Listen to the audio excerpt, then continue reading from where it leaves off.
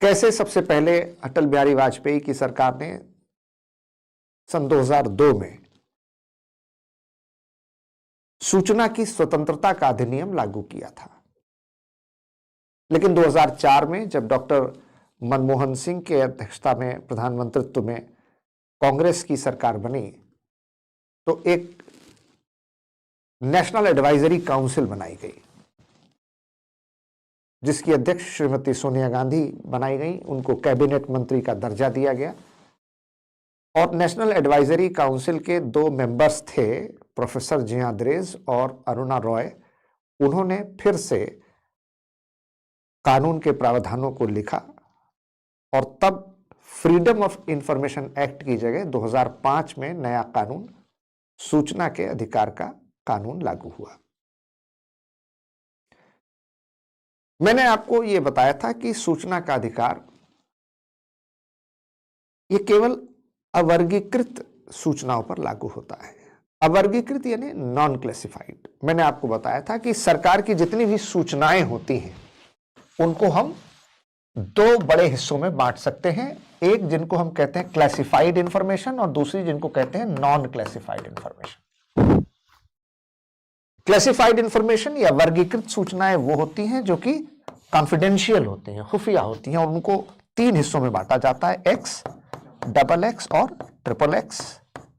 X जिसको कहते हैं restricted circulation, double X secret और top secret, triple X top secret. इस पर आरटीआई लागू नहीं होता।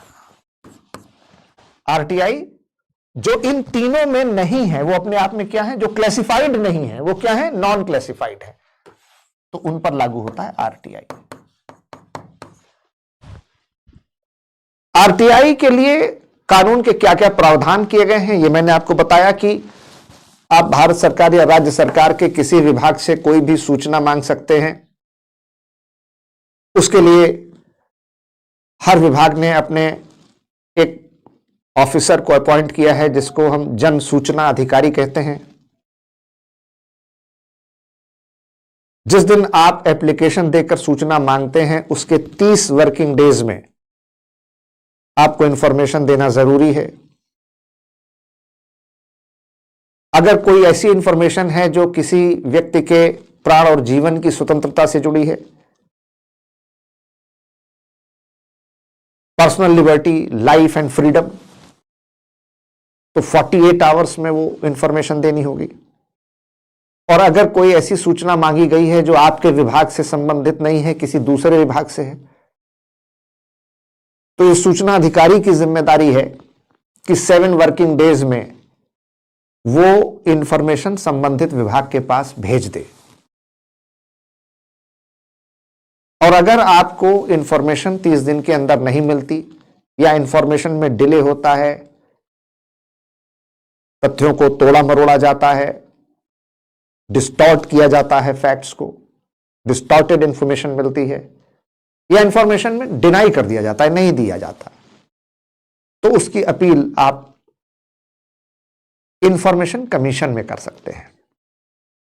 इंफॉर्मेशन कमीशन में एक चीफ इंफॉर्मेशन कमिश्नर होते हैं और कुछ अदर मेंबर्स होते हैं जिनको इंफॉर्मेशन कमिश्नर कहा जाता है, CIC एंड IC। भारत सरकार में इनकी नियुक्ति राष्ट्रपति करते हैं, राज्यों में इनकी नियुक्ति राज्यपाल करते हैं।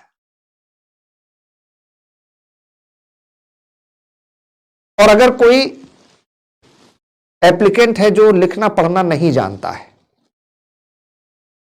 तो यह भी इंफॉर्मेशन ऑफिसर की जिम्मेदारी है, जन सूचना अधिकारी की जिम्मेदारी है कि वो ओरली, मौखिक रूप से उस इंफॉर्मेशन को सुने और फिर वो लिखे और उस इंफॉर्मेशन को जो एप्लीकेंट है उसको उपलब्ध कराए। तो बड़ा ही प्रो पीपुल लेजिस्लेशन है, जनहितैषी कानून है।